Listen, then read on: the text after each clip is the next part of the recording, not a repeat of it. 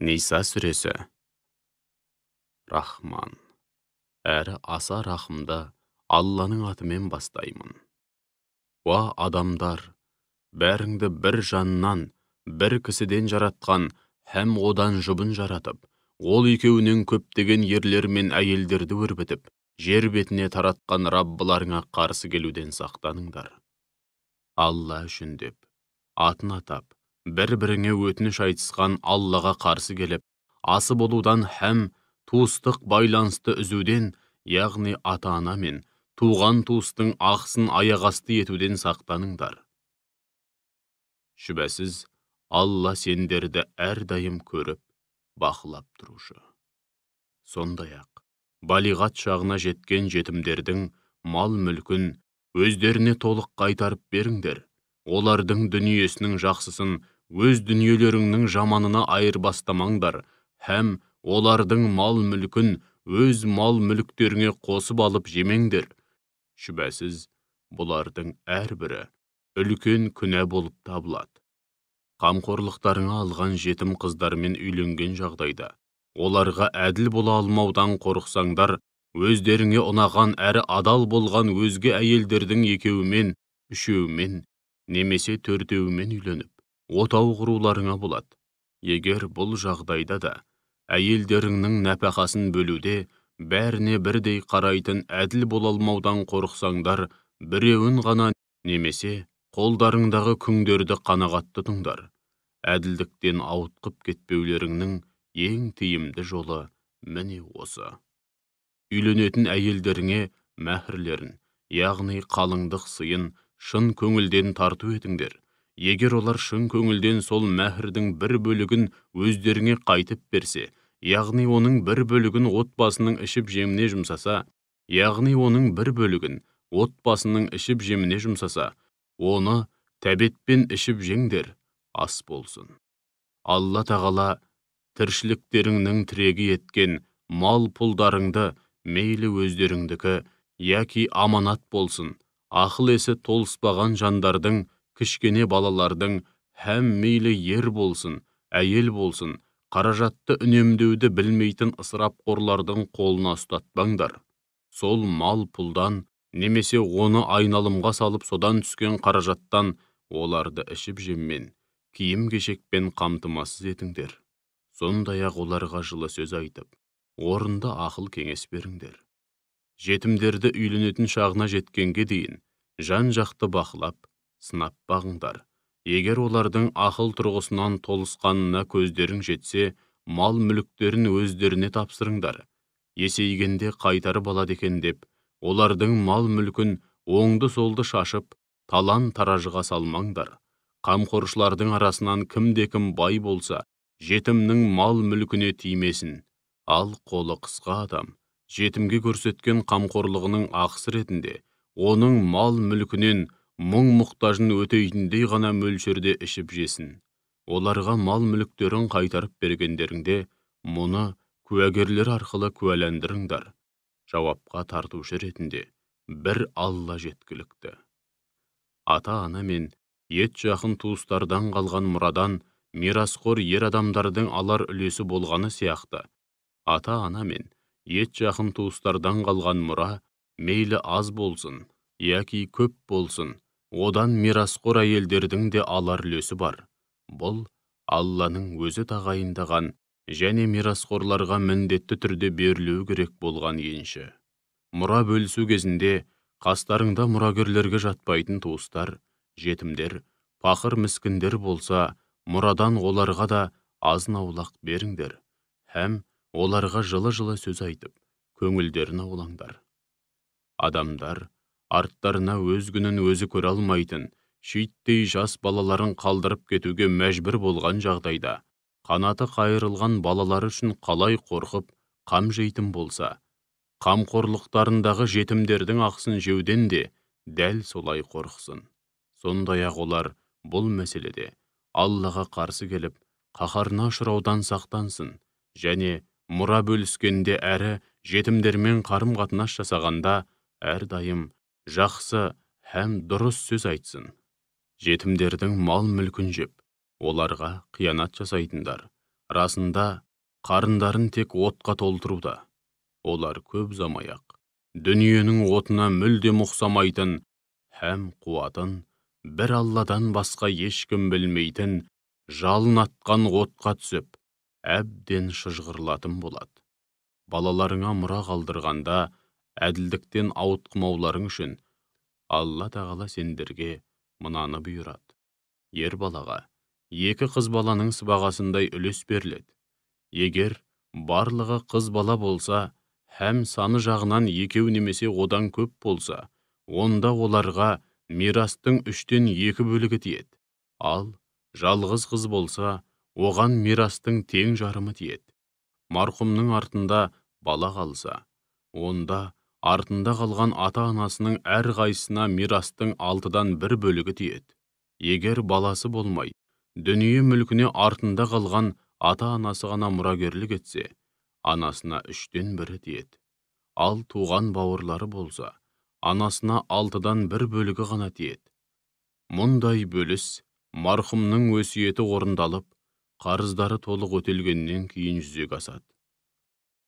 Ата-аналарың мен балаларыңның қайсысының пайда жағынан өздеріңе жақынырақ екенін біле алмайсыңдар. Ендеше бұл бөліс Алла тарапынан бекітілген парыз. Шүбәсіз, Алла әлим, бәрін білетін шексіз ілім иесі, хаким, әр ісі мен әрбір үкімінде талай хикмет болған асқан даналық иесі. Уа ерлер, қайтыс болған әйелдеріңнің артында бала қалмаса, онда қалдырған мұрасының тең жарымы сендерге тиесілі. Егер арттарында бала қалса, онда сендерге қалдырған мұрасының 4-тен 1 бөлігі ғана тиеді. Мұндай бөліс олардың өсиеті орындалып, қарыздары толық өтелгеннен кейін жүзеге асады. Ал өздеріңе келсек, арттарыңда ұрпақ қалмаса, қалдырған мұраларыңның 4-тен 1-і жұбайларыңа тиесілі болады. Ал егер арттарыңда ұрпақ қалса, онда жұбайларыңа мұраның 8-ден 1-і ғана тиеді. Бұл бөлісте айтқан өсиеттерің орындалып, қарыздарың толық өтелгеннен кейін жүзеге асады. Егер қайтыс болған ер адамның немесе әйелдің артында қалған ата-анасы да, балалары да болмай, бір анадан туған бауыры немесе әпкесі яки қарындасы ғана болса, олардың әрқайсысына мұраның 6-дан 1 бөлігі тиеді. Ал егер бір анадан туған бауырлары мен әпке қарындастары одан да көп болса, онда олар мұраның 3-тен 1 бөлігін өзара теңдей етіп бөліп алады. Бұл бөлісте марқұмның өсиеті орындалып, қарыздары толық өтелгеннен кейін жүзеге асады. Марқұмның өсиетін орындап, қарыздары болса оларды өтеу барысында аталмыш мұрагерлердің бірде-бірі титтей де зиянға ұшырамау керек. Міне, мұраға қатысты осы үкімдер Алланың бұйрығы. Алла әлим, әрбір жанның әр ісін қалай һәм не үшін істегенін жақсы білетін шексіз ілім иесі, әрі халим, шалыс басқан құлдарын бірден жазаламай, тәубеге келуіне мұрсат беретін өте сабырлы. Бұлар Алланың белгілеген шекарасы. Кімде-кім Аллаға және елшісіне бағынса, Алла оны жайқалған жасыл бауларының астынан және зәулім сарайларының түбінен өзендер ағып жататын жәннат бақшаларына кіргізеді. Олар сонда мәңгі бақи қалып, бақытты ғұмыр кешеді. Ең үлкен жетістік, ең зор табыс міне осы. Ал кімде-кім Аллаға және пайғамбарына қарсы келіп, оның белгілеген шекарасынан асатын болса, оны ішінде мәңгі бақи қалатын жан түршігерлік жалын атқан отқа тастайды. Сөйтіп, оның сыбағасы өзін қор қылатын азап болмақ. Әйелдеріңнің арасынан азғындық, яғни зина жасағандарға қатысты оқиға қалада болса, 1 айдың ішінде, ауылдық жерде орын алса, ең көп 6 ай ішінде өз араларыңнан 4 ер адамды куәға тартуларың керек. Егер олар куәлікке жүріп, оқиғаның болғанын растаса, онда әйелдеріңді ажалы жеткенше, не болмаса, Алла оларға қатысты басқа бір жол көрсеткенге дейін үйде қамап ұстаңдар. Араларыңнан зина жасаған ер мен әйелді ауыр сөздермен айыптап, сөгіп, немесе таяққа жығып жазалаңдар. Егер олар тәубесіне келіп, түзелетін болса, жазалауды тоқтатып, жайына қоя беріңдер. Шүбәсіз, Алла тәуәп. Істеген күнәлар үшін өкініп, тәбаға келген құлдарының тәубесін қабыл алушы. Рахим, тәубе етіп, өзіне бет бұрған мүмін құлдарына ерекше мейірімді.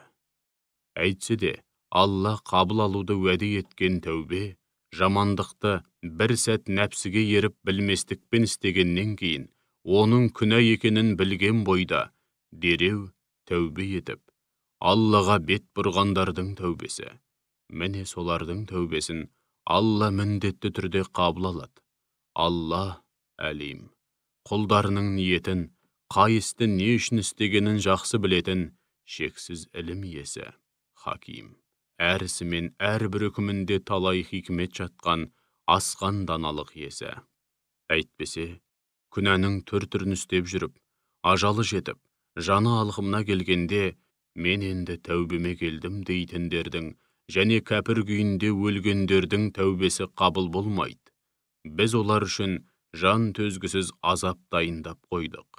Уа иман келтіргендер, дүниеден озған жақындарыңның әйелдерін, яғни мұраға қалған дүниедей көріп, қаламаса да әмеңгерлік жолмен иелену, мәһірлерін бермей, өздеріңе некелеп алу, немесе қалың мал алу үшін басқаларға мәжбүрлеп қосу адал іске жатпайды. Сондай-ақ, ашық түрде азғындық, яғни зина жасап, ауыр күнә арқаламайынша, өз әйелдеріңе қалыңдық сыйы ретінде берген мәһірлеріңнің бір бөлігін қайтарып алуды көздеп, орынсыз қысым көрсету арқылы, оларды ажырасуға мәжбүрлеулерің де адал іске жатпайды. Жұбайларыңмен жақсы қарым-қатынаста болыңдар. Егер оларды ұнатпай қалсаңдар, сабырлылық танытыңдар. Қайдан білесіңдер? Бәлкім, Алла сендер ұнатпаған нәрсенің артын қайырлы қылып, көп деген жақсылыққа ұластыруды қалайтын шығар.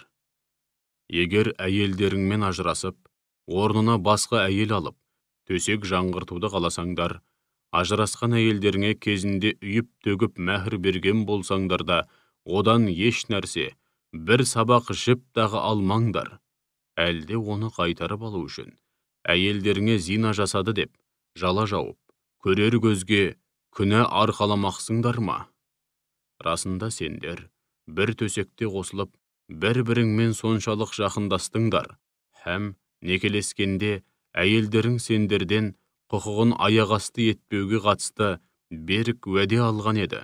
Ендеше, берген сыйларыңды қалай қайтарып алмақсыңдар? Бұрынырақта, яғни надандық дәуірде болған істің жөні бөлек. Ал бұдан былай, әкелеріңмен және аталарыңмен некелескен әйелдерді алушы болмаңдар. Расында, бұл Алланың қаһарына ұшырататын арсыздық һәм өте жиіркенішті жол жоралғы. Уа мүміндер, сендерге өз аналарыңмен, туған қыздарыңмен, әпке қарындастарыңмен, әкелеріңнің әпке қарындастарымен, аналарыңның әпке сіңлілермен, туған бауырларыңның қыздарымен, туған әпке қарындастарыңның қыздарымен, сүт аналарыңмен, емшектес әпке қарындастарыңмен, қайненелеріңмен және қолдарыңдағы өгей қыздарыңмен некелесу харам етілді. Ал жар төсегінде қосылмай тұрып, ажырасып кеткен әйелдеріңнің қыздарына үйленсеңдер, күнә арқаламайсыңдар. Сондай-ақ сендер үшін бел балаларыңның жұбайларына үйлену һәм апалы сіңілі екі қызды бірдей әйелдікке алу харам етілді. Бұдан бұрын, яғни надандық дәуірінде болар іс болды. Өйткені Алла ғафур, құлдары қанша жерден күнәға батса да, тәубелеріне келген жағдайда өте кешірімді. Рахим, әсіресе мүмін құлдарына ерекше мейірімді. Сондай-ақ, өзгелердің адал жарлары да сендер үшін харам.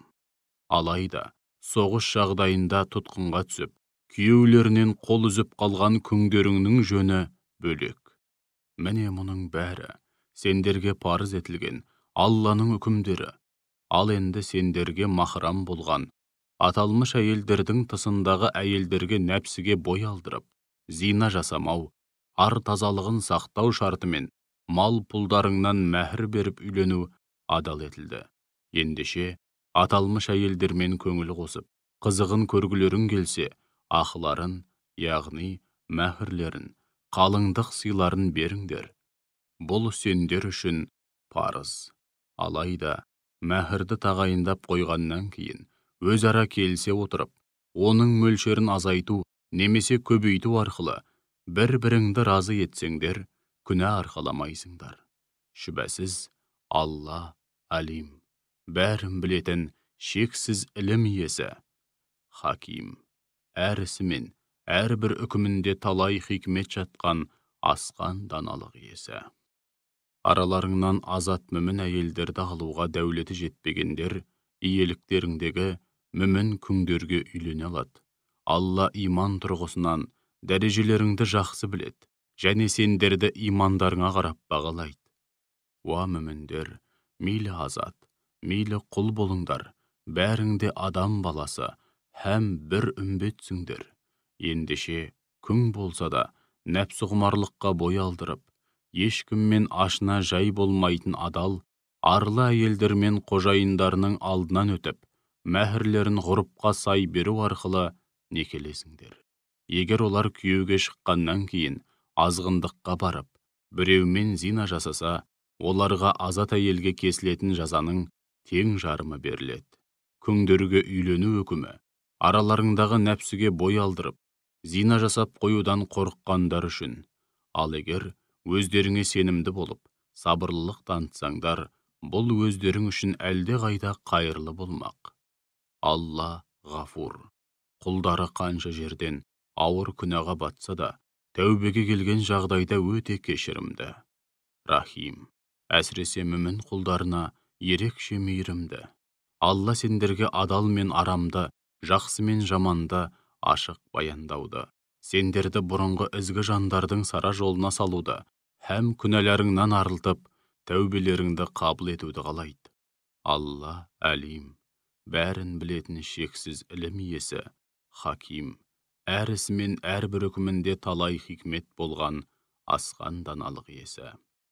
Алла адал мен арамды, жақсы мен жаманды ашық көрсетіп, сендерді күнә атаулыдан арылту арқылы тәубелеріңді қабыл алуды қалайды.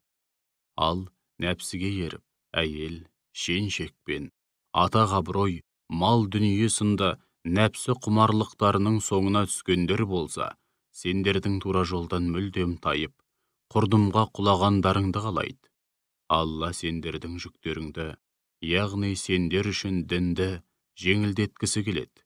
Өйткені адам баласы өте әлсіз болып жаралған, яғни осал тұстары өте көп.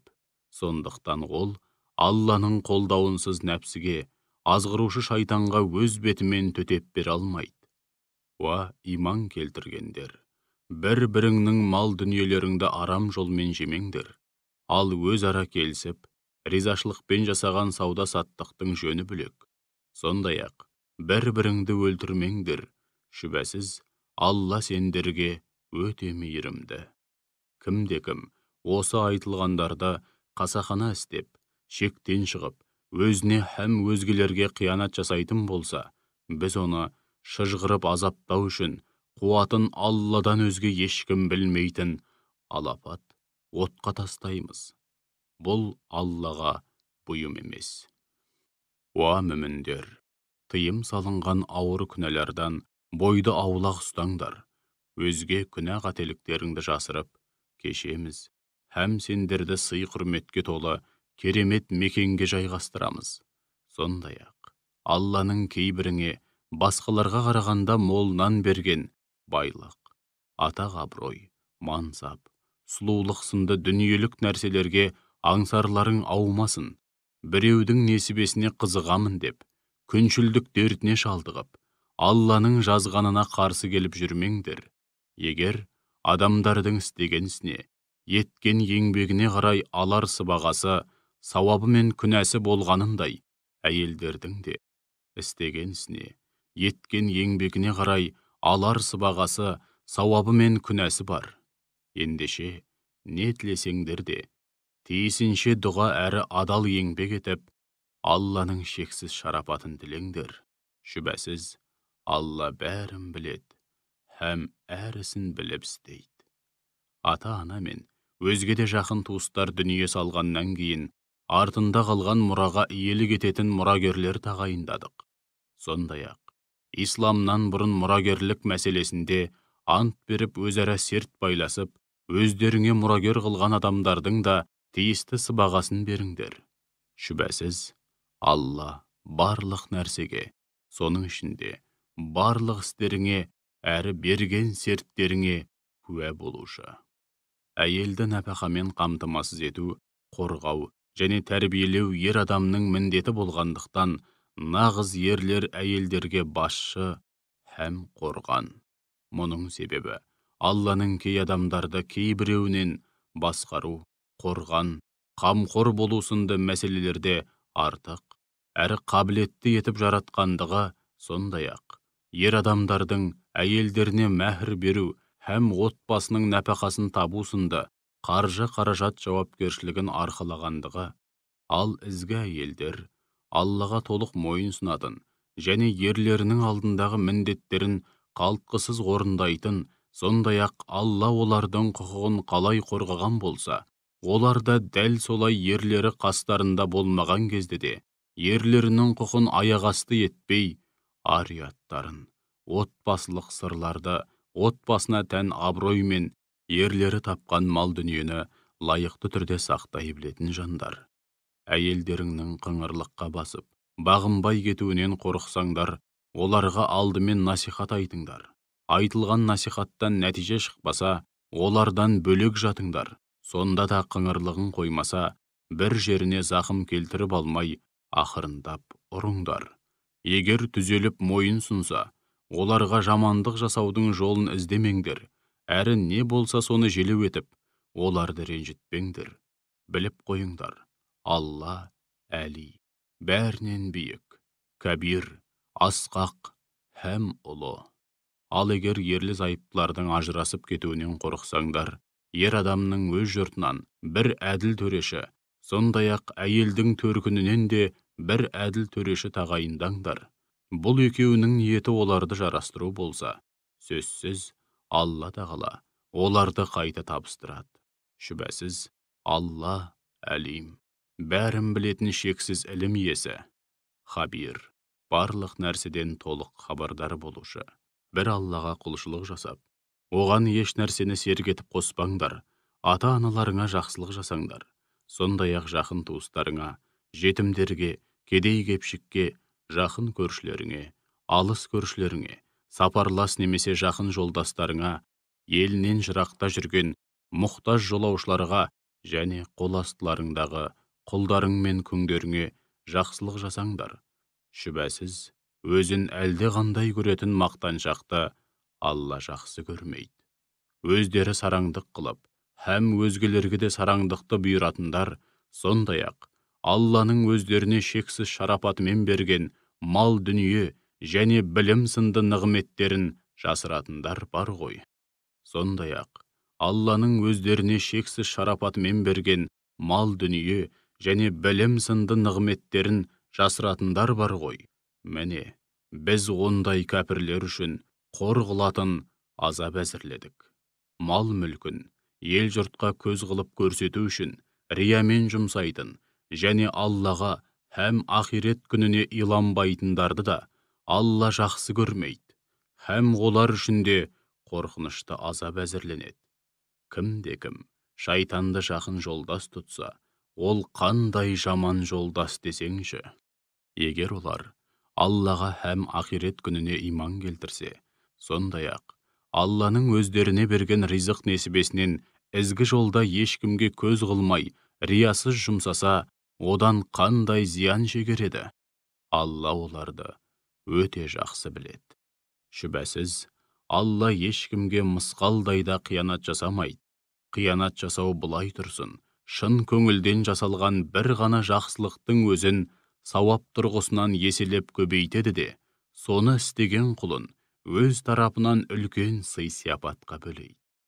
Уа Расулым, әр үмбеттен, сол үмбеттің істеріне һәм оларға хақ діннің жеткендігіне куә болатын бір куәгер, яғни пайғамбар шығарғанымызда, сондай-ақ сені де мыналарға, яғни үмбетіңе, әсіресе араларыңдағы кәпірлер мен мұнафықтарға қарсы куәға тартқанымызда, адамдардың жағдайы не болар екен?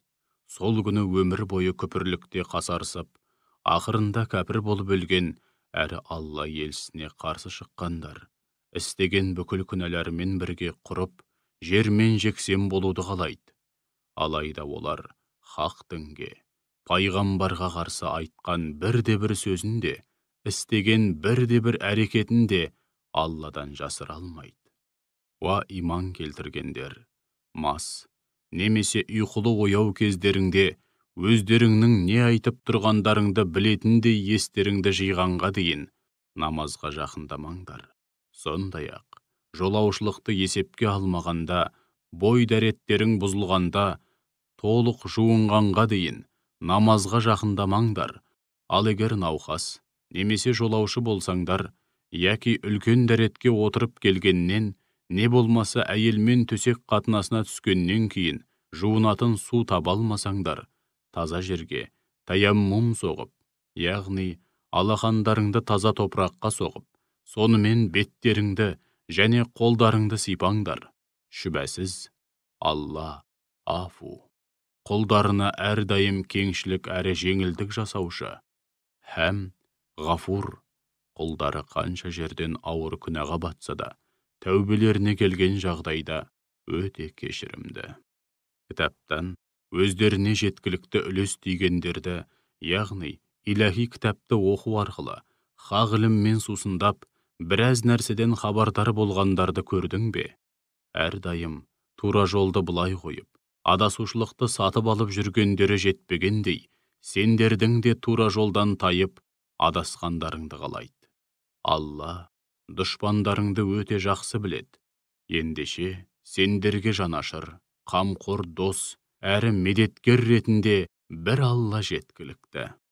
Яһудилердің арасында сөзсіз мағынасы мен қалыбын өзгертіп, кей сөздерді әдейі бұрмалап айтатындар бар.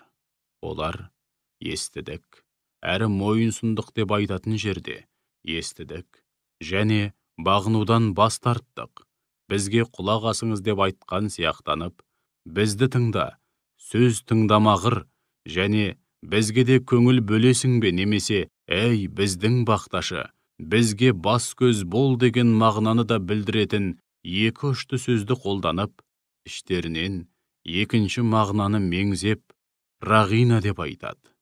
Олар бұл сөздерді дінге тіл тигізіп, мазақтау пиғылымен әдейі бұрмалап айтады. Егер олар керісінше, естідік, әрі мойын сұндық, бізге құлақ асыңыз, және бізге де көңіл бөлесіз бе деп айтса, өздері үшін әлде қайда жақсы һәм дұрыс болар еді. Алайда, күпірлікте қасарысқандықтан Алла оларды рахымынан аластап, лағнеттеді. Сондықтан, олардың аз ғана бөлігін қоспағанда, басым көпшілігі иман келтірмейді, немесе тиіп қашты түрде ғана иман келтіреді. Әй кітап иелері, бір қатар жүздерді қас, көз, мұрын және ауыздан жұрдай етіп, теп-тегіс қылып жіберместен, немесе сенбі күннің қасиеттілігін құрметтегендерді маймылға айналдырып лағнеттегеніміздей, оларды да рахмымыздан аластап, адам кейпінен айырмай тұрғанымызда, өздеріңдегі Тәуратты, яғни әу бастағы бұрмаланбаған күйін растаушы ретінде түсіргенімізге, яғни Құранға иман келтіріңдер. Алланың әмірі міндетті түрде орындалады. Ал Алла өзіне серік қосқанды әсте кешірмейді. Ал одан өзге күнәларды істеген құлдарынан қалағанын кешіреді. Кім-де-кім Аллаға өзгелерді серік етіп қосса, сұмдық жала жапқан әрі өте ауыр күнәға батқан болады. Өздерін күнәдан ада, жүректерін пәк санайтындарды, яғни бір Алланың ең жақын достары әрі сүйікті, біз санаулы күндерден басқа азап шекпейміз дейтіндерді көрдің бе? Жоқ. Алла құлдарының жүрегін һәм істерін бәрінен де жақсы біледі. Қалағанын күнәдан ада, пәк етеді. Және ешкімге титтей де әділетсіздік жасалмайды. Қарашы, Алланың атымен қалай өтірік айтып жала жабуда. Осының өзі анық күнә ретінде оларға жеткілікті. Кітаптан өздеріне жеткілікті үлес тигендерді, яғни иләһи кітапты оқу арқылы хақ іліммен сусындап, біраз нәрседен хабардар болғандарды көрдің бе? Олар жалған құдайларға және тағутқа, шайтанға немесе хақ дінге қарсы жалған діндер, теріс жолдар немесе жүйелер ойлап тауып, ел жұртты соған түсіруге мәжбүрлейтін зұлым күштерге иман келтіреді. Һәм мұнымен қоймай, кәпірлер жайлы, бұлар мұсылмандарға қарағанда тура жолды ұстанады деп айтады. Міне солар Алланың рахымынан аласталып, лағнетіне ұшырағандар. Алла кімді рахымнан аластап лағнеттесе, оған қол ұшын беріп, азаптан құтқаратын ешкімді де таба алмайсың. Әлде олардың жер мен көктің бар байлығы мен билігінен алар үлесі бар ма? Олай болған күнде олар сараңдықтан адамдарға түк те бермейді. Әлде олар Алланың шексіз шарапатымен пенделеріне, Мұхаммедке және оның қауымына берген нығметтерін қызғана ма? Иә, біз кезінде Ибрахим әулетіне де кітап пен хикмет бердік. Сондай-ақ оларға мол байлық пен зор билік нәсіп еттік. Олардың бір бөлігі оған, яғни Ибрахимге иман келтірді. Енді бір бөлігі болса, одан сырт айналып, ел жұрттың оған иман келтіруіне кедергі жасауда. Ондайларға сазайларын беру үшін жаһаннамның жалын атқан оты әбден жеткілікті. Міне, осылайша аяттарымызды мойындамай күпірлік қылғандарды күндердің күнінде қуатты, бұл дүниедегі от атаулыдан әлде қайда күшті алапат отқа тастаймыз. Сол жерде олар үздіксіз азап тарту үшін терісі әбден күйіп, шыжғырылған сайын орнына жаңа тері қаптап отырамыз. Шүбәсіз, Алла азиз, ұлы, бәрінен үстем, хаким, әрісі мен әрбір үкімінде талай хикмет болған асқан даналық иесі. Ал иман келтіріп, өздерін һәм қоғамды түзетуге бағытталған игілікті істер атқарғандарды ішінде мәңгі бақи қалып, бақытты өмір сүретін, жайқалған жасыл бауларының арасынан және зәулім сарайларының түбінен өзендер ағып жататын жәннат бақшаларына кіргіземіз. Жұмақта олар үшін пәк жұбайлар бар. Сондай-ақ оларды жұмақтың әсте түгесілмейтін, нығметтерге толы болған, жанға жайлы самалдай көлеңкесіне саялатамыз. Алла сендерге аманаттарды иелеріне қайтаруды және адамдар арасында билік айтқандарыңда әділ үкім шығаруды бұйырады. Міне осылайша Алла сендерге қандай керемет насихат айтуда. Шүбәсіз, Алла сәмиғ, айтқан сөздерің мен үкімдеріңнің бәрін естуші, һәм басир, не істеп не қойып жүргендеріңнің бәрін көруші. Уа иман келтіргендер, Аллаға қалтқысыз бағыныңдар, елшіге бағыныңдар, сондай-ақ өз араларыңнан өздерің сияқты мүмін болған басшыларыңа бағыныңдар. Егер Аллаға және ақирет күніне иман келтірген болсаңдар, қандай да бір мәселе төңірегінде өзара келісе алмай таласып қалғандарыңда, Аллаға және Алла елшісіне жүгініңдер. Солай істегендерің өздерің үшін әлде қайда қайырлы, һәм ақыры да анағұрлым жақсы болады. Уа Мұхаммед, саған түскен Құранға һәм өзіңнен бұрын түскен иләһи кітаптарға сенеміз деп көлгірсейтіндерді көрдің бе? Міне, солар араларындағы дау-дамайды шешу үшін тағутқа, шайтанға, жалған құдайларға, ел жұртты Алланың ақ жолынан тайдырушы зұлым күштерге жүгінгісі келеді. Әйтсе де оларға одан сырт айналу, оны мойындамау бұйырылған еді. Ал шайтан болса, оларды әбден азғырып, хақ жолдан бір жолата тайдырғысы келеді.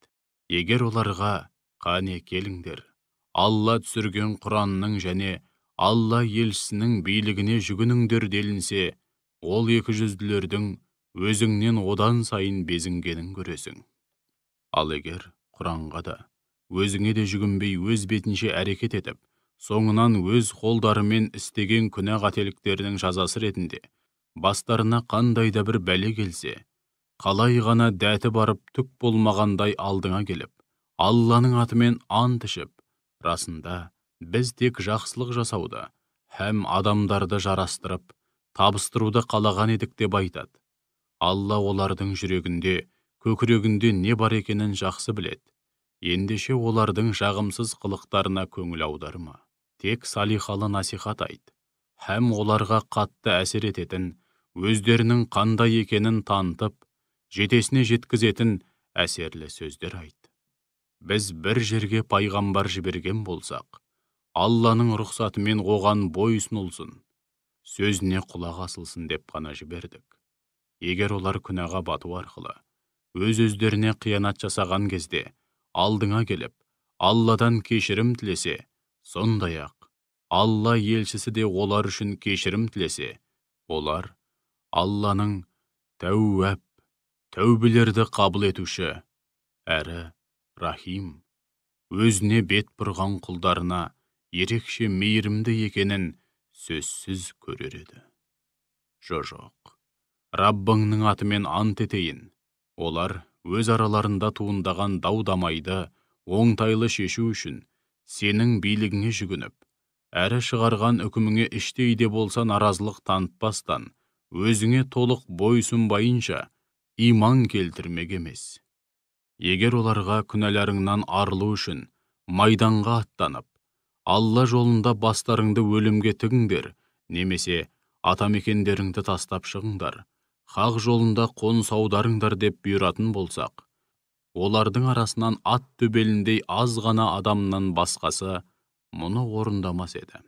Егер олар өздеріне айтылған уағыз насихат бойынша жүріп тұрғандарында өздері үшін қайырлы һәм имандары да әлде қайда берік болар еді.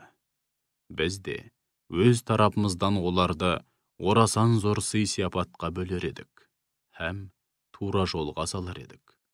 Кім-кім Аллаға және Расулына тиісінше мойынсұнса, міне солар пейіште Алланың шексіз нығметіне бөленген пайғамбарлармен, пайғамбарлардың ең жақын достары сыддықтармен, шейіттермен және сенімі, ниеті, ойы, сөзі һәм іс-әрекеті түзу болған ізгі жандармен бірге болады.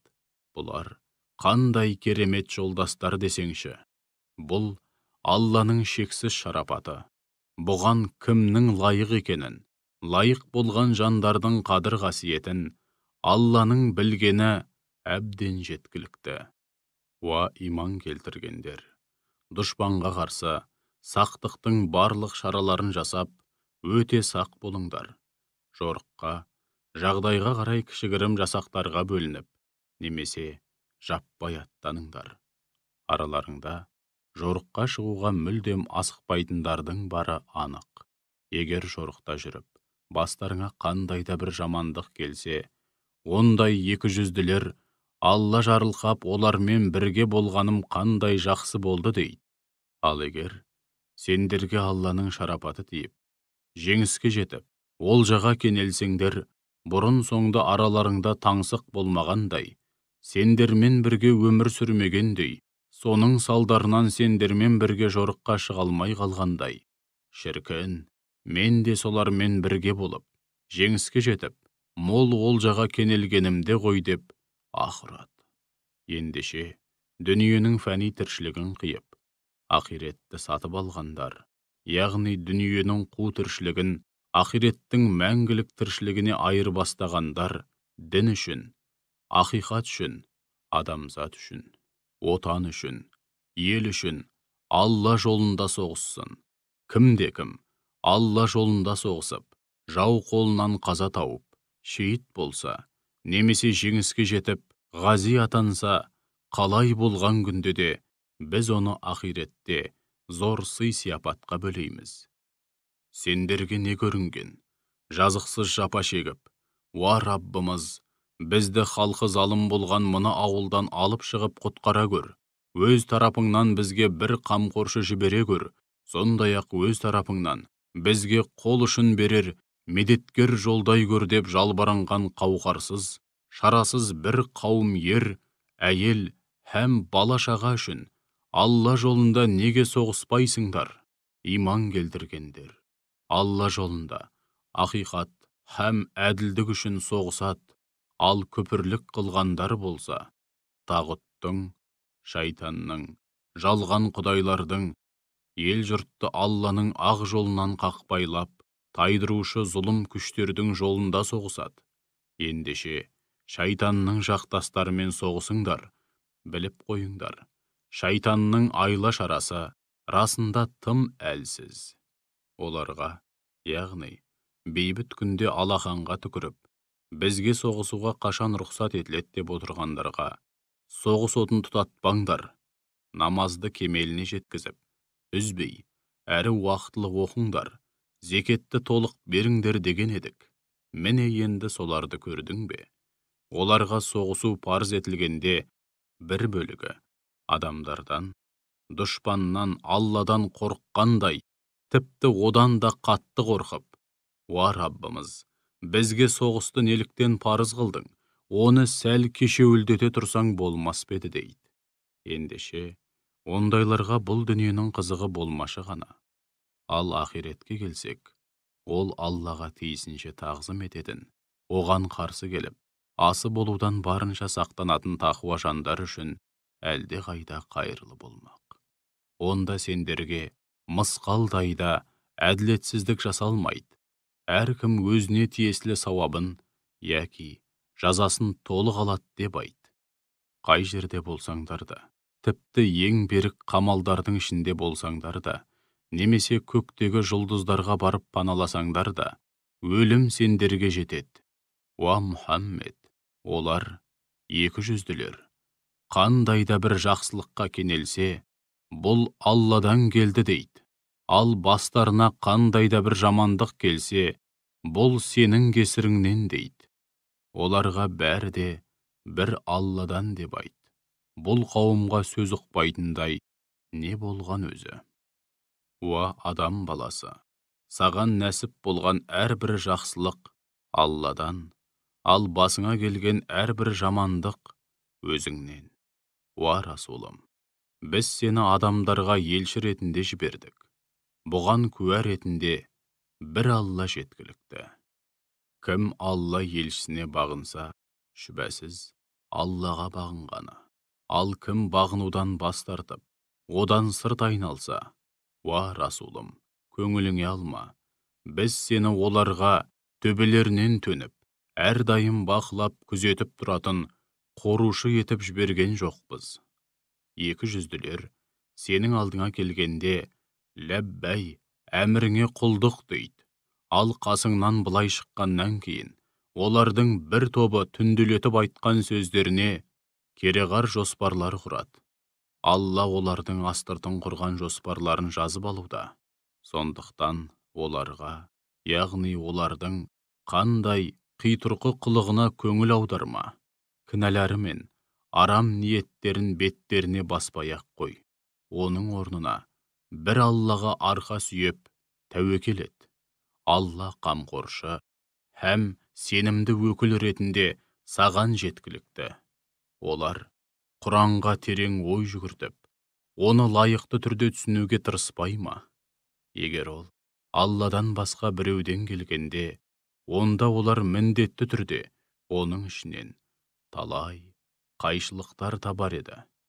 Оларға ел қауіпсіздігіне қатысты яки үрейлі хабар жетсе, оның анық-қанығына жетпестен өсек тарату, немесе елді дүрліктіріп, шырқын бұзу ниетімен жарияға жар салады.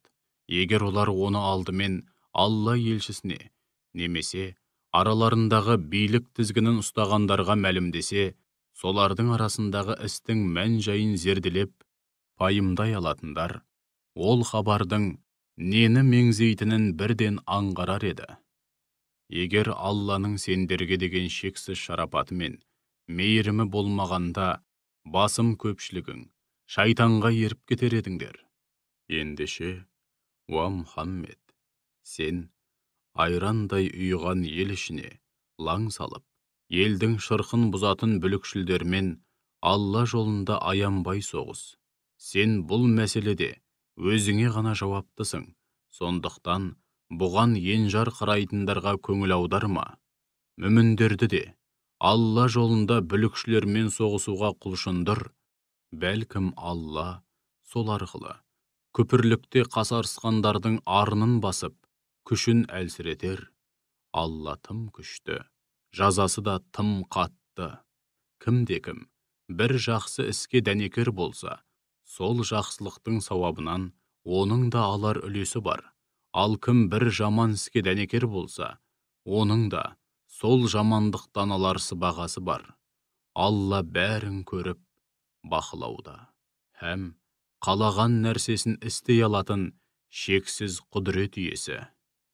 Уа мүміндер, сендерге сәлем беріліп, игі ниет білдірілгенде, сендер одан да артық ниет білдіріп, одан жақсы сәлем беріңдер. Немесе, жоқ дегенде дәл солай сәлем қайтарыңдар. Біліп қойыңдар, Алла барлық нәрсені жіпке тізіп есепке алуда, һәм бәрінің тиісті қарымын қайтарады. Бір Алладан басқа құдай жоқ. Шүбәсіз, ол күмәнсіз орындайтын қиямет күні барлығыңды бір жерге, ғарасат майданына жинайды. Алладан асқан шыншыл бар ма? Уа мүміндер, сырттай мұсылман болып көрінгенімен, мүшріктермен ауыз жаласқан екі жүзділерге қатысты үкім шығару, оларға қарсы қандай ұстанымда болу мәселесінде екі топқа бөлінгендерін қалай? Көрмейсіңдер ме? Істеген мұншама күнәлары себепті Алла оларды кері кетіріп, күпірлікке қайтарды. Әлде сендер Алланың адастырғанын тура жолға салғыларың келе ме?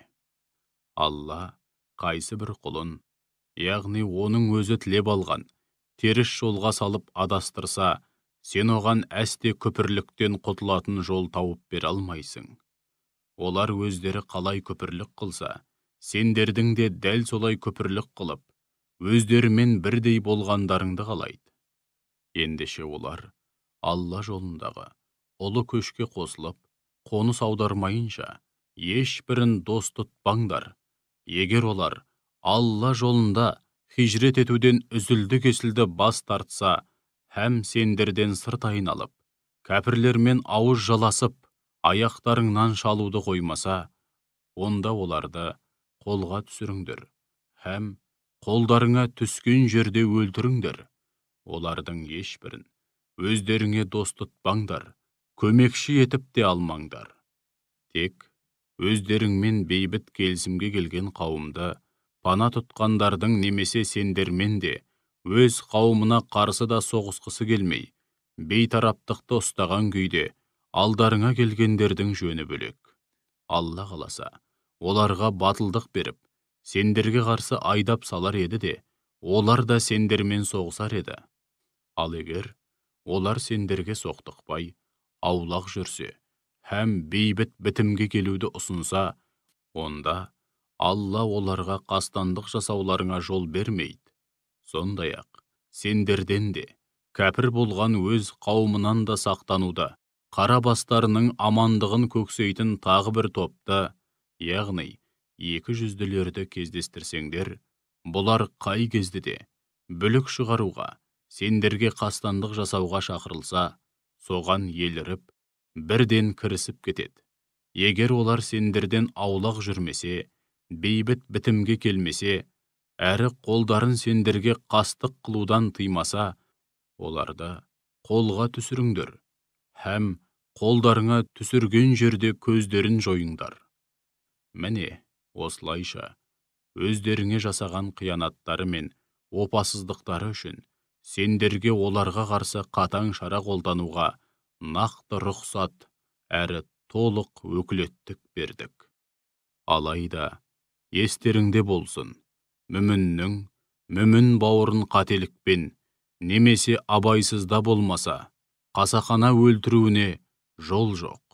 Кім-кім бір мүмінді байқамай өлтіріп қойса, бір мүмін құлды азат етуі һәм марқұмның отбасына құн төлеу керек. Алайда олар өздеріне төленетін құнды садақа етіп, одан бас тартса, оның жөні бөлек. Егер абайсызда мүміннің қанын жүктеген кісі сендерге қас қауымның өкілі, бірақ өзі мүмін болса, оның бір мүмін құлды азат етуі керек. Ал егер өлген мүмін сендермен бейбіт келісімге келген мұсылман емес қауымның өкілі болса, оның қанын жүктеген кісі отбасына құн төлеуі һәм бір мүмін құлды азат етуі керек. Бұларға шамасы жетпеген кісі Алланың алдында тәубесінің қабыл болуы һәм күнәсін жуып шаюы үшін 2 ай қатарынан үзбей ораза ұстауы керек. Алла әлим, ниет пиғылдарыңды, жай күйлеріңді һәм барлық нәрсені білетін шексіз ілім иесі. Хаким, әрісі мен әрбір үкімінде талай хикмет болған асқан даналық иесі. Ал енді, кім-кім бір мүмін екенін біліп тұрып, немесе мүмін болғаны үшін қасақана өлтірсе, оның ақиреттегі жазасы ішінде мәңгі бақи қалып, азап шегетін жаһаннам болмақ. Бұған қоса, Алла оған қаһарын төгіп, лағнет айтып, рахымынан аластатады, әрі ол үшін алапат азап әзірледі. Уа иман келтіргендер, Алла жолында жорыққа шыққанда, әрбір жағдайдың байыбына баруға тырысыңдар. Яғни, кімнің мүмін, кімнің кәпір екенін анықтаңдар. Әр нәрсеге жіті қарап, әр мәселенің қыр-сырына әбден қанығыңдар. Өздеріңе бейбітшілік тілеп, мұсылманша сәлем бергенге, дүние тіршілігінің өткінші игілігіне, яғни, ол жаға қызығып, сен мүмін емессің деп айтпаңдар. Біліп қойыңдар, Алланың дәргейінде мол әрі сан алуан олжалар бар. Бұрынырақта өздеріңде сондай, яғни, исламнан, иманнан бейхабар едіңдер. Алла сендерді көптеген нығметке, соның ішінде иман нығметіне бөледі. Ендеше, әрбір жағдайдың байыбына барып, әрекет едіңдер. Шүбәсіз, Алла не істеп, не қойып жүргендеріңнен толық хабардар. Үзірлі болмаса да, қол қусырып үйлерінде отырған мүміндер мен малын да, жанын да аямай Алла жолында күресіп жүрген мүміндер тең емес. Алла малын да, жанын да қиып, хақ жолда күресіп жүрген мүміндерді қол қусырып қарап отырған мүміндерге қарағанда, дәреже жағынан артық әрі жоғары етті. Негізінен, Алла 2 топқа да игілік мекені жәннатты уәде етті. Әйтсе де Алла өзінің жолында күрескерлерді қол қусырып қарап отырғандарға қарағанда әлде қайда артық көріп, зор сый-сияпатқа бөледі. Сондай-ақ, әрбір күрескерге сіңірген еңбегі мен ниетіне қарай өз тарапынан жоғары шендер мен мәртебелер беріп, ерекше кешірім мен мейірімге бөледі. Алла ғафур, құлдары қанша жерден ауыр күнәға батса да, тәубесіне келген жағдайда өте кешірімді. Рахим, әсіресе мүмін құлдарына ерекше мейірімді. Өлім періштелері мүміндермен бірге хижрет етуге шамалары жете тұра, мүшріктердің арасында қалып, Аллаға серік қосып, өз-өздеріне қиянат жасағандардың жанын аларда, қандай іспен шұғылдандыңдар деп сұрағанда, олар, біз бұл жерде хақ діннің талаптарын орындай алмаған, мүшріктерден қысым көрген бейшара жандар едік дейді. Сонда періштелер, әйтсе де, Алланың жері кең емес педі? Қоныс аударам десеңдер, сендерге қой деген кім бар деп айтады. Міне, ондайлардың түбінде барып паналайтын жері жаһаннам болады. Ол қандай жаман барар жер, қандай жаман ақырғы тұрақ еді. Ал енді, иманын мүмкіндігінше сақтаумен қатар, қылар айла амалы болмаған, һәм бас сауғалап, басқа жерге қоныс аударудың жолын таба алмаған, сондай-ақ өздеріне хақ дін жетпегендіктен иманнан, исламнан бейхабар болған шын бейшара, қауқарсыз ерлер мен әйелдердің және бала-шағаның жөні бөлек. Бәлкім, Алла оларды жауапқа тартпай-ақ кешірер. Шүбәсіз, Алла афу, құлдарына үнемі кеңшілік, жеңілдік жасаушы, һәм ғафур, құлдары қанша жерден ауыр күнәға батса да, тәубелеріне келген жағдайда өте кешірімді. Кім-де-кім Алла жолында хижрет етіп, қоныс аударса, жер бетінде көптеген қоныс тебер берекелі тұрақ тауып, молшылыққа кенеледі. Ал кім-де-кім Аллаға және Расулына қауышу, яғни олардың разылығына бөлену ниетімен қоныс аудару үшін дінсіздер жайлаған жердегі үй жайын тастап жолға шығып, жол жөнекей ажалы жетіп өлсе, шүбәсіз, оның сауабын бір Алланың өзі береді. Алла ғафур, құлдары қанша жерден ауыр күнәға батса да, тәубелеріне келген жағдайда өте кешірімді. Рахим, әсіресе өзіне мойын сұнғыш, мүмін құлдарына ерекше мейірімді. Уа мүміндер, сапарға, әсіресе жорыққа шығып, еңку-еңку жер шалғандарыңда, күпірлік қылғандардың қастық істеуінен, тұтқиылдан шабуыл жасауынан қорықсаңдар, намазды қысқартып оқығандарың үшін күнә арқаламайсыңдар. Шүбәсіз, кәпірлер сендерге анық дұшпан, сондықтан сендерге ойламаған жерден қастық істеуі бек мүмкін. Уа Мұхаммед, жорыққа шыққанда, кәпірлердің қастық істеуінен қауіптенген мүміндермен бірге болып, оларға намаз оқытсаң, алдымен олардың бір бөлігі сенімен бірге қаруларын асынған күйде намазға тұрсын. Ал екінші топ қарауылда тұрсын. Алғашқы жамағат сәждеге бас қойып, бірінші рәкатты бітірген бойда дұшпанды қарауылдау үшін арттарыңа өтсін. Содан кейін намаз оқымаған екінші топ келіп, сенімен бірге намазға тұрсын. Олар да сақтық қылып, қаруларын тастамасын. Өйткені кәпірлер сендерді қару жарақсыз, һәм сауыт саймансыз болған күйде бас салып, бір демде жойып жіберуді көксейді. Ал егер жауын шашынның кесірінен әуре сарсаңға түсетін болсаңдар, немесе сырқаттанып қалсаңдар, намазға тұрғанда қару жарақтарыңды жерге қойғандарың үшін күнә арқаламайсыңдар.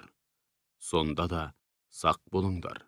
Шүбәсіз Алла кәпірлерді қор қылатын азап әзірлеп қойды.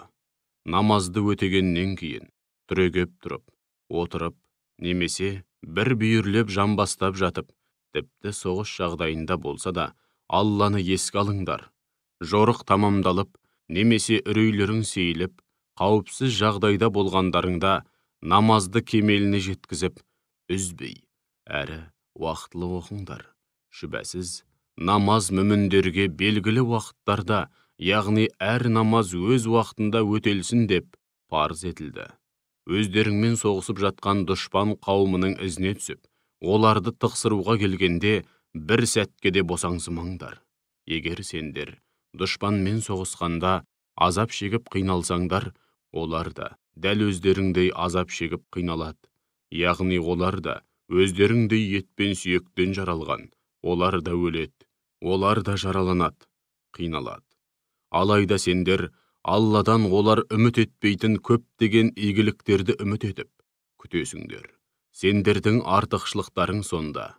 Шүбәсіз, Алла әлим, әр пендесінің жай-күйін жақсы білетін шексіз ілім иесі, хаким, әр ісі мен әрбір үкімінде талай хикмет болған асқан даналық иесі.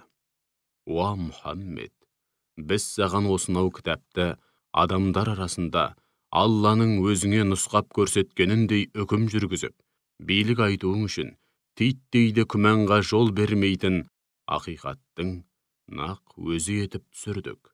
Ендеше, кінәлі мен кінәсізді әбден анықта, опасыз сатқындарға жәрдемші де, олардың сөзін сөйлейтін қорғаушы да болма. Алладан кешірім тіле. Өйткені Алла ғафур. Құлдары қанша жерден ауыр күнәға батса да, тәубелеріне келген жағдайда өте кешірімді. Рахим, әсіресе мүмін құлдарына ерекше мейірімді. Өз-өзіне опасыздық жасап, хақ жолдан адасып жүргендерге бола таласып тартыспа, олардың сөзін сөйлеме. Шүбәсіз, Алла опасыздық һәм күнә жасауда тым шектен шыққандарды жақсы көрмейді. Олар істеген опасыздықтары мен күнәләрін елден, адамдардан жасыруға тырысады да, Алланың соның бәрін көріп тұрғанын мүлдем ескермейді. Әйтсе де олар түнделетіп, Алла разы болмайтын өтірік айтуды, жала жабуды, опасыздық жасауды, сондай-ақ ақиқатты бұрмалауды сөз қылып, әр қилы қитұрқы жоспарлар құрып жатқанда, Алла олардың басы қасында еді. Алла олардың не істеп, не қойып жүргенін бәрін естіп көретіндігімен, шексіз ілімі һәм құдіретімен толық қамтып білуші. Егер сендер бұл дүниеде солардың сөзін сөйлеп, солар үшін таласқа түстіңдер делік. Ал енді қиямет күні Алланың алдында олардың сөзін кім сөйлейді? Немесе оларға кім қамқор әрі кепіл болып, солар үшін жауап береді? Ал енді кім-де-кім жамандық жасаған соң, немесе күнәға батып, өз-өзіне қиянат жасағаннан кейін Алладан кешірім тілесе, Алланың ғафур, құлдары қанша жерден ауыр күнәға батса да, тәубелеріне келген жағдайда өте кешірімді. Рахим, әсіресе тәубеге келіп, өзіне бет бұрған мүмін құлдарына ерекше мейірімді екенін көреді. Ал кім-де-кім жамандық жасағаннан кейін тәубе етпей сол күйі күнә арқаласа, шүбәсіз, сол күнәні өз зиянына арқалаған болады. Алла әлим, бәрін білетін шексіз ілім иесі. Алла хаким, әр ісі мен әр үкімінде талай хикмет бар, асқан даналық иесі. Сондай-ақ, кім-де-кім кішігірім күнә істеп, немесе кісі ақысына қатысты ауыр күнә істеп, кейін оны бейкүнә біреуге жаба салса, шүбәсіз, жала жапқан һәм анық әрі үлкен күнә арқалаған болады. Уа Мұхаммед, егер Алланың саған деген шексіз шарапаты болмағанда, олардың бір тобы сені үкім шығару мәселесінде шалыс басқызудың амалын ойлаған еді. Алайда олар біреуді адастырамыз деп жүріп, түбінде өздері ғана адасады, һәм саған ешқандай да зиян тигізе алмайды. Өйткені Алла саған тура жолға бастайтын кітап пен хикметті түсірді, һәм білмегеніңді үйретті. Міне осылар тұрғанда, олар сені қалай шалыс басқызып, саған қалай зиян келтіреді дейсің? Уа Мұхаммед, Алланың өзіңе нәсіп еткен игілігі мен шарапаты шынымен шексіз болды. Олардың күңкілдерінің оңаша бас қосқан құпия жиналыстарының көбінде қайыр жоқ. Алайда мұқтаждарға садақа беруді, ізгілікті, жақсылық жасауды және араздасқан адамдардың арасын жарастыруды бұйыратындардың оңаша бас қосып, өзара кеңес құрғанының жөні бөлек. Кім мұны Алланың разылығына бөленуді қалап істесе, оны зор сауапқа, сый-сияпатқа бөлейміз. Ал кім тура жол өзіне анық айқындалғаннан кейін, Алла елшісіне қарсы келіп, мүміндердің жолынан өзге, яғни теріс жолдарға түсетін болса, онда оны бет бұрған жағына бағыттаймыз.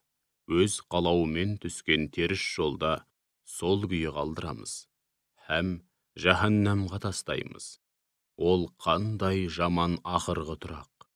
Алла өзіне серік қосқанды әсте кешірмейді. Ал одан өзге күнәларды істеген құлдарынан қалағанын кешіреді. Кім Аллаға өзгелерді серік етіп қосса, шүбәсіз, хақ жолдан мүлдем алыстап, қатты адасқаны. Олар, яғни Мекке мүшриктері, Алланы былай қалдырып, әйел атаулармен аталатын бір қатар меңіреу пұттарға жалбарынып, сыйынады.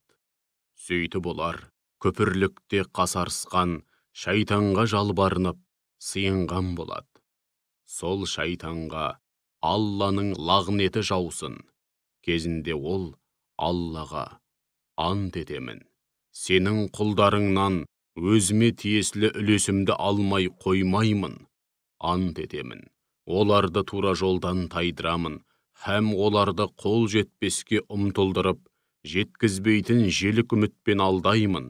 Сондай-ақ олар менің бұйыруыммен пұттарға арнап құрбан шалу үшін өздеріне харам етілген малдардың құлағын кесіп, ен салатын, әрі Алланың жаратқанын өзгертетін болады деп ант су ішті. Ендеше кім Алланың орнына шайтанды дос тұтса, шүбәсіз анық зиянға ұшырағаны. Алайда шайтан адамдарға еш нәрсені күштеп істете алмайды. Ол адамдарға тек құрғақ уәде береді, һәм жеткізбейтін желік үмітпен алдайды.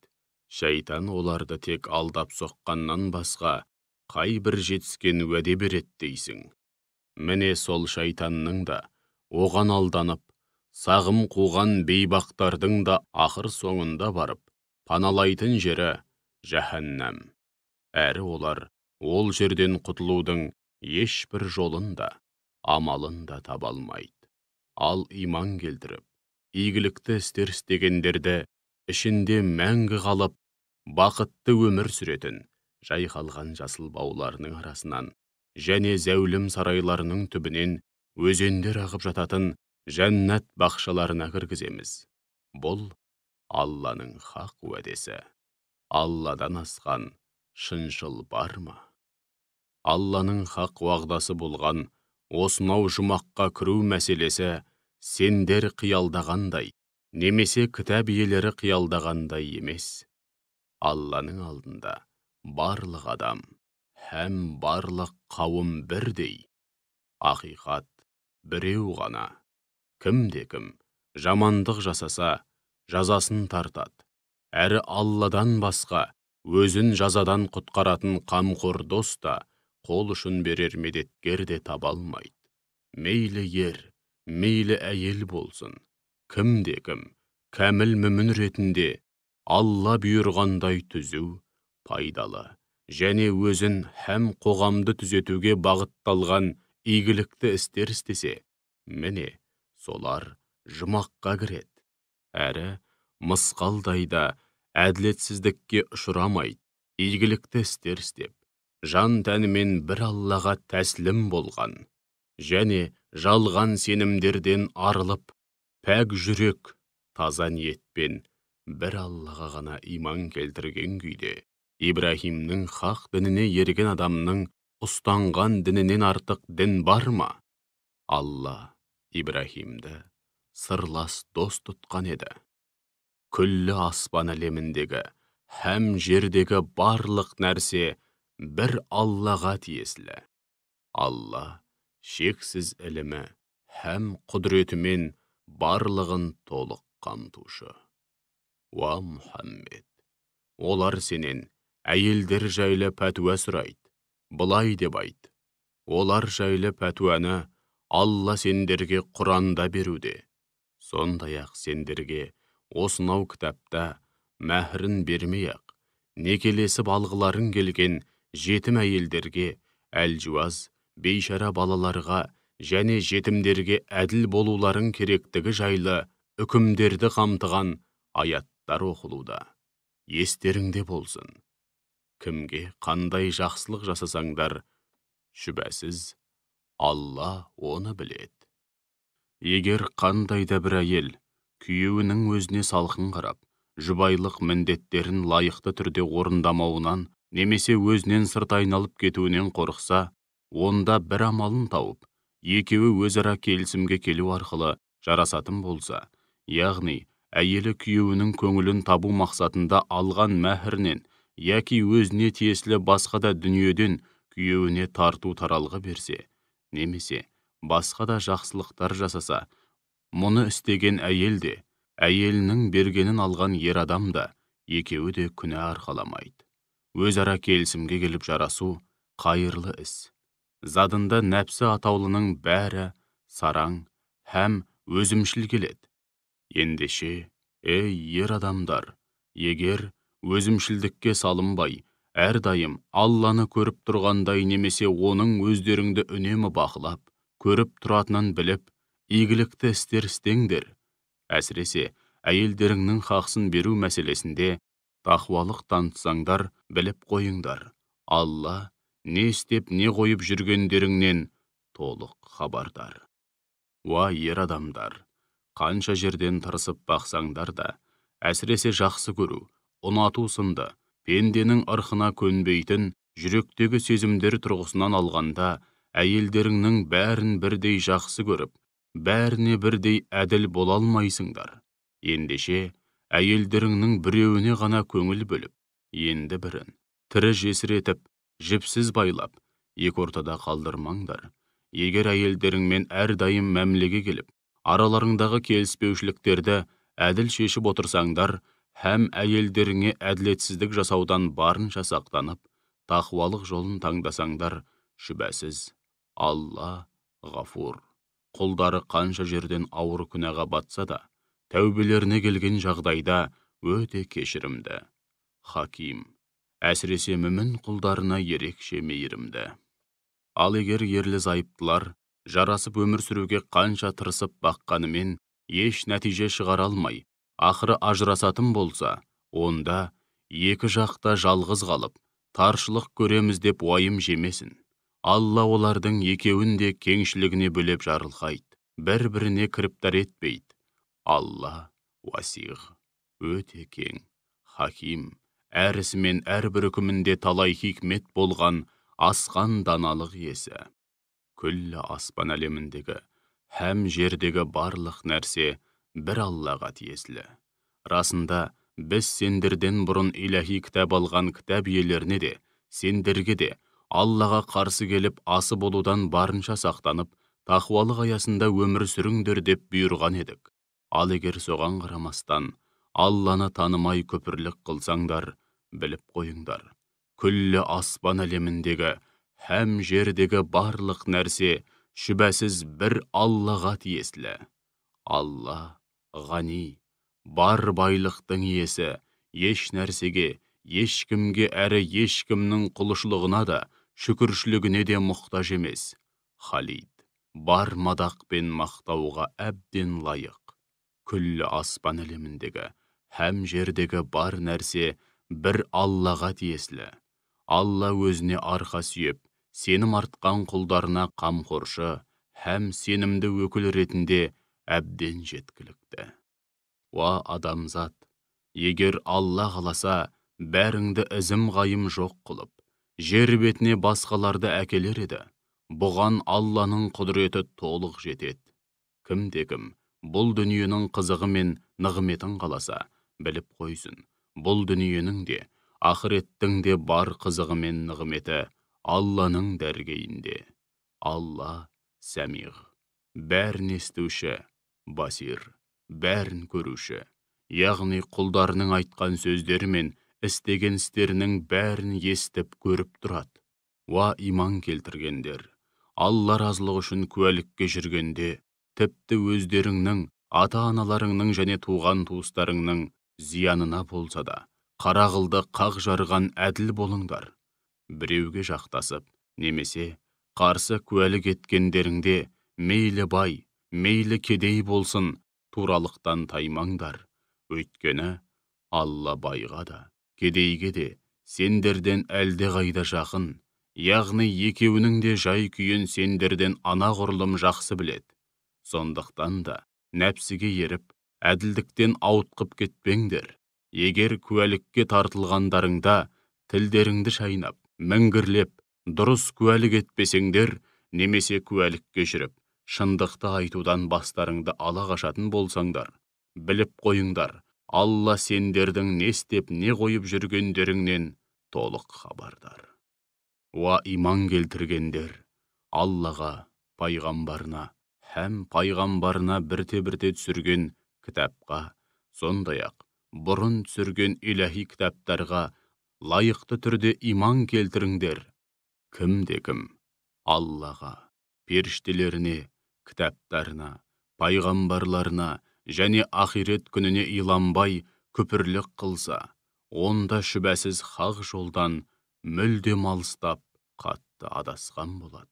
Расында иман келтіріп, содан кейін күпірлік қылып, содан соң қайта иман келтіріп, кейін қайтадан күпірлік қылып, кейіннен күпірлігін одан сайын арттыра түскендер бар ғой. Алла оларды әсте кешірмейді, һәм еш уақытта тура жолға салмайды. Ондай екі жүзділерді жан төзгісіз азаппен сүйіншіле.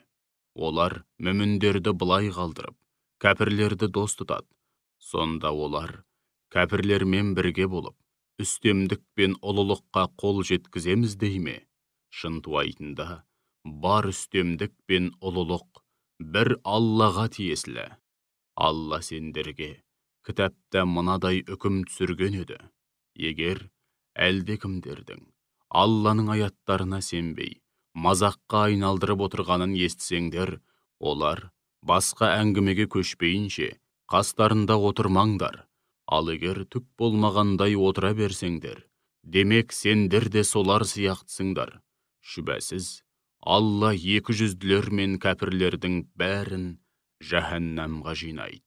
Екі жүзділер сендерді бір бәлеге ұшыраса екен деп, сырттай бас бағып бақылап отырады. Егер Алла сендерге жеңіске жетуді нәсіп етсе, олар біз де сендермен бірге емес педік дейді. Ал егер жеңіс кәпірлерге бұйыра қалса, оларға барып, біз мұсылмандарға қосылмай іштен шалу арқылы сендерге қолдау көрсетіп, осынау жеңіске елеулі үлес қоспап педік, сендерді мүміндерден қорғамап педік деп міндетсінеді. Алла қиямет күні араларыңда әділ билік айтып, өз үкімін шығарады. Сондай-ақ Алла кәпірлердің мүміндерден үнемі үстем болуына жол бермейді. Ақтық жеңіс пен үстемдік мүміндердің еншісінде болады. Расында, екі жүзділер сырттай мұсылман болып көрініп, өздерінше Алланы алдаймыз деп ойлайды. Алайда Алла олардың сазайын бірден бермей, ақиретте оңдырмай жазалау арқылы өздерін алдап соғады. Олар намазға тұрғанда, кежегесі кейін тартып, еріншектеп әрең тұрады, һәм құлшылықты мүміндерге көз қылып жасайды. Сондай-ақ, Алланы өте аз еске алады. Олар екі арада, мұсылмандар мен кәпірлердің арасында жағымпазданып жүреді. Не мыналарға қосылмайды, не аналарға қосылмайды. Алла қайсы бір құлын өзі тілеп алған теріс жолға салып адастырса, сен оған әсте күпірліктен құтылатын жол тауып бере алмайсың. Уа иман келтіргендер, мүміндерді былай қалдырып, кәпірлерді сырлас, дос тұтпаңдар. Әлде сондай ақымақтық істеп, Аллаға өздеріңнің екі жүзді екендеріңді көрсететін, өздеріңе қарсы айқын әрі бұлтартпас дәлел келтірейін деп бедіңдер. Шүбәсіз, екі жүзділер тозақтың ең төменгі қабатында. Оларға қол ұшын беріп, тозақтан құтқаратын бірде-бір медеткер таба алмайсың. Алайда, шынымен тәубеге келу арқылы, Аллаға бет бұрып, толық түзіліп, Алланың дінін мықтап ұстағандардың, сондай-ақ бар ықыласымен құлшылық етіп, Аллаға шынайы құл болғандардың жөні бөлек. Міне солар, мүміндермен бірге, күндердің күнінде Алла мүміндерді үлкен сый-сияпатқа бөлейді. Сендер Аллаға шүкіршілік білдіріп, иман келтіресіңдер. Алла сендерді азаптап қайтеді. Алла шәкир, өзіне шүкіршілік еткендердің қарымын еселеп қайтарып, қисапсыз нығметке, мол сауапқа бөлеуші. Һәм алим, барлық нәрсені, құлдарының жай-күйін жақсы білетін шексіз ілім иесі. Алла ашық айтылған, көңілге дақ түсіретін ауыр сөзді еш ұнатпайды. Тек жазықсыз жапа шеккен адамның ашынғаннан айтқан сөзінің жөні бөлек.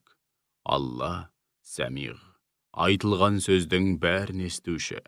Алла әлим, кімнің не айтып, не қойғанын, қандай ниетпен айтқанын жақсы білетін шексіз ілім иесі. Қандай да бір жақсылықты жария істесеңдер де, жасырын істесеңдер де, немесе өздеріңе істелген жамандықты есесін қайтаруға шамаларың жете тұра, кешетін болсаңдар, біліп қойыңдар. Алла афу, құлдарының өзіне қатысты жасаған күнәләрінің көбін бірден кешіретін өте кешірімді. Һәм қадир, жазаға лайық болған әрбір күнәһардың сазайын беруге құдіреті толық жететін өте құдіретті. Расында, жазаға лайық болғандар Аллаға және пайғамбарларына күпірлік қылады. Аллаға сенеміз деп айтқанмен, пайғамбарларының кейбірін мойындамай, Алла мен пайғамбарларын бір-бірінен бөліп жаруды көксейді. Һәм пайғамбарлардың кейбіріне сенеміз, кейбірін мойындамаймыз деп, иман мен күпірлік арасында бір жол ұстанғысы келеді. Міне солар нағыз кәпірлер.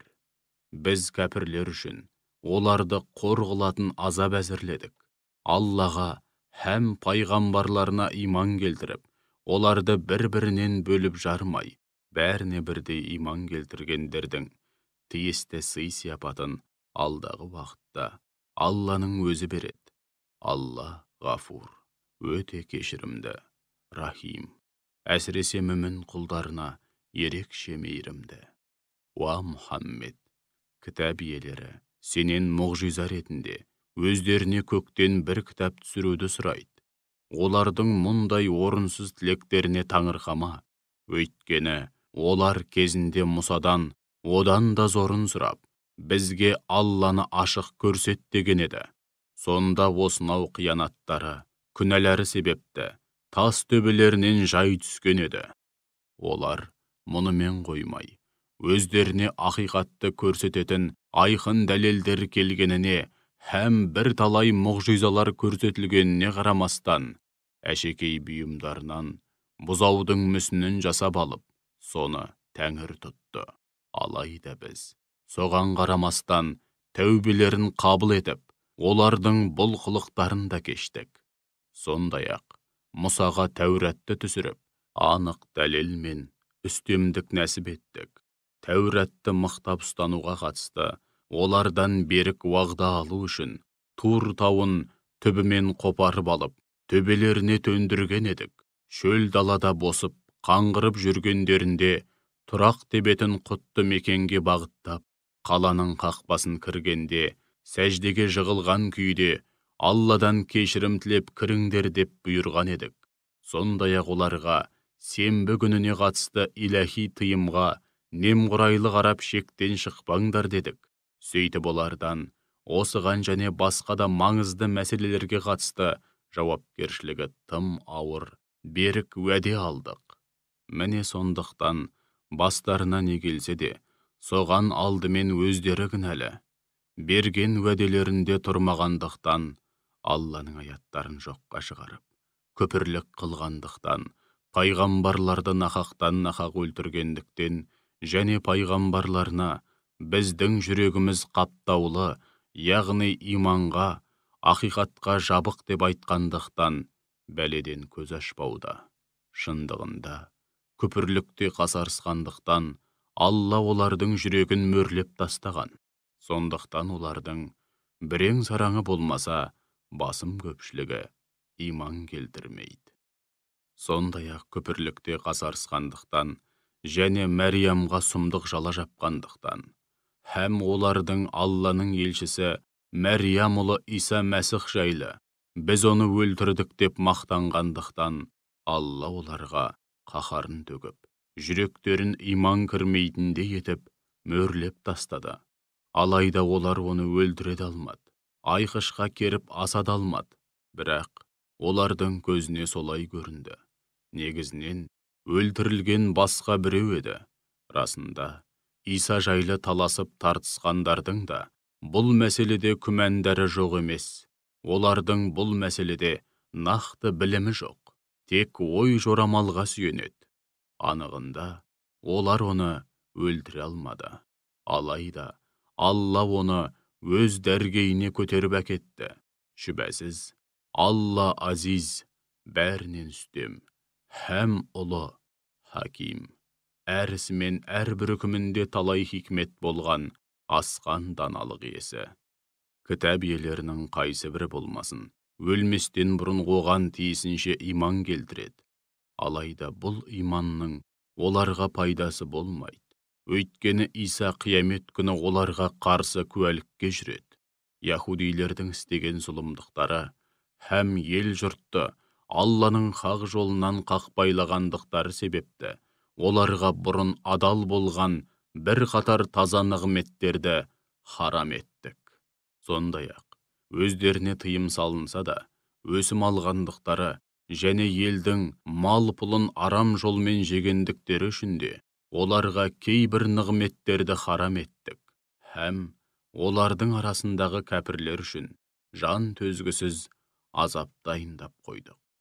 Алайда, олардың арасындағы ілімде тереңдегендер мен шынайы мүміндер саған түсірілген Құранға һәм өздерінен бұрын түсірілген иләһи кітаптарға иман келтіреді.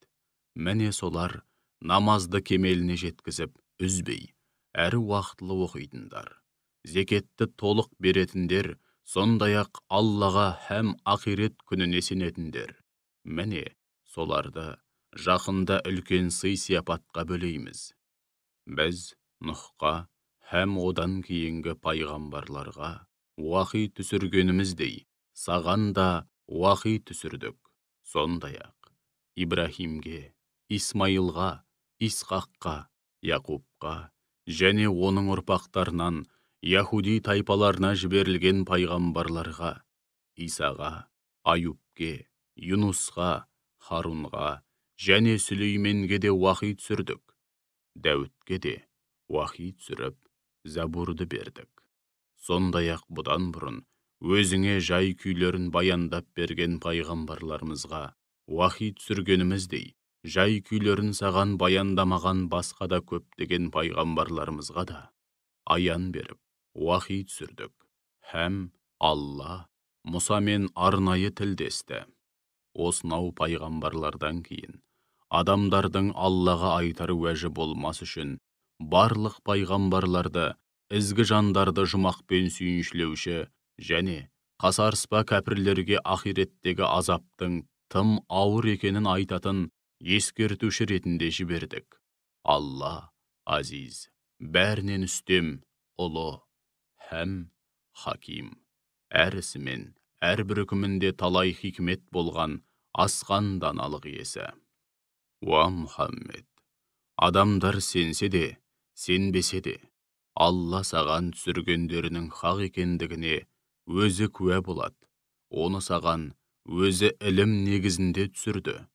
Бұл ақиқатқа періштелер де куә болуда. Анығында, әр ақиқатқа бір Алланың куәлігі жеткілікті. Ендеше, өзіңе түскен осынау ақиқаттарды мойындамай, күпірлік қылған, һәм ел жұртты Алланың ақ жолынан қақпайлайтындар, шүбәсіз, ақиқаттың ауылынан мүлдем алыстап, қатты адасқан болып табылады. Күпірлік қылғандар және өзгелерді тура жолдан қақпайлау арқылы қиянат жасағандар бар емес пе? Міне соларды Алла әсте кешірмейді, және жолға салмайды. Оларды тозақтың жолына ғана салады. Олар онда мәңгі бақи қалады. Бұл Алла үшін бұйым емес. Уа адамдар, Алла елшісі сендерге Раббыларыңнан хақты, ақиқатты жеткізді. Ендеше оған иман келтіріңдер. Солай істегендерің өздерің үшін жақсы болмақ. Егер ақиқатқа сенбей, күпірлік қылсаңдар, онда біліп қойыңдар. Алла сендердің имандарыңа да, құлшылықтарыңа да мұқтаж емес. Өйткені күллі аспан әлеміндегінің, һәм жердегінің бәрі бір Аллаға тиесілі. Алла алим, бәрін білетін, шексіз ілім иесі, хаким. Әрісімен, әрбір үкімінде талай хикмет болған, асқан даналық иесі. Әй кітап иелері, діндеріңде шектен шықпаңдар, және Алла хақында ақиқаттан өзгені айтпаңдар. Мәриям ұлы Иса Мәсіх тек Алланың елшісі, әрі Мәриямға тастаған сөзі ғана. Сондай-ақ ол Алладан келген рух. Ендеше Аллаға һәм пайғамбарларына иман келтіріңдер. Құдай үшеу деп айтпаңдар. Өздеріңе жақсылық тілесеңдер, олай айтуды доғарыңдар. Алла жалғыз Құдай. Ол мінсіз, оның баласы болуы мүмкін емес. Күллі аспан әлеміндегі һәм жердегі барлық нәрсе бір өзіне тиесілі. Өкіл ретінде Алла жеткілікті, яғни Алла жаратуда, жаратқандарын жүйеге салуда, һәм басқаруда ешқандай өкілге мұқтаж емес. Мейлі Иса Мәсіх болсын, мейлі Аллаға ең жақын періштелер болсын, Аллаға құл болуды ар көріп, құлшылық етуден қашпайды. Кім-кім оған құл болуды ар көріп, құлшылық етуден қашса, әрі тәкаппарланса, біліп қойсын. Жақында Алла олардың барлығын жауапқа тарту үшін дәргейіне жинайды. Алла иман келтіріп, игілікті істер істегендердің сауабын толық береді. Тіпті шексіз шарапатымен, қарымдарын артығымен қайтарады. Алла құлшылық етуді ар көріп, тәкаппарланғандарды жан төзгісіз азапқа салып жазалайды. Сонда олар Алладан басқа өздеріне қорған болар, бірде-бір дос та, қол ұшын берер медеткер де таба алмайды. Уа адамдар, шүбәсіз сендерге Раббыларыңнан айқын да нақты дәлел келді, һәм сендерге бәрін анық көрсететін, жолдарыңды жарық ететін нұр түсірдік. Аллаға иман келтіріп, одан бір сәтке де ажырамағандарды Алла өзінің шексіз мейірімі мен шарапатына бөлейді, және өзіне төтесінен жеткізетін тура жолға салады. Уа Мұхаммед, олар сенен артында әкеде, балада қалмаған марқұм жайлы пәтуа сұрайды. Оларға былай айт: Алла сендерге артында әкеде, балада қалмаған марқұмның мұрасы жайлы мынадай үкім айтады. Артында бала қалмаған, яғни әкесі де өзінен бұрын қайтыс болған, ер кісі қайтыс болып, артында туған, немесе бір әкеден жалғыз қарындасы яки әпкесі қалса, қалдырған мұрасының тең жартысы соған тиесілі. Ал қалған жартысы әпкесі жағынан жақындарына тиесілі. Ондай жақындары болмаған жағдайда қалған мұра түгелдей қарындасына тиесілі болады. Ал керісінше, оның туған немесе бір әкеден жалғыз қарындасы яки әпкесі артына бала қалдырмай дүниеден озса, қалдырған мұрасын бір өзі иемденеді. Егер марқұмның артында туған немесе бір әкеден екі қарындасы яки екі әпкесі қалса, олар бауырларынан қалған мұраның 3/2 бөлігін алады. Ал егер марқұмның артында туған немесе бір әкеден бауырлары мен әпке қарындастары қалса, мұндай жағдайда еркек кіндік мұрагерге әйелден 2 есе көп үлес тиеді. Мұра мәселесінде шатасып, Qatelik жасамауларың үшін Алла сендерге міне осы үкімдерді бүге-шүгесіне дейін ашық баяндады. Алла барлық нәрсені білетін шексіз ілім иесі.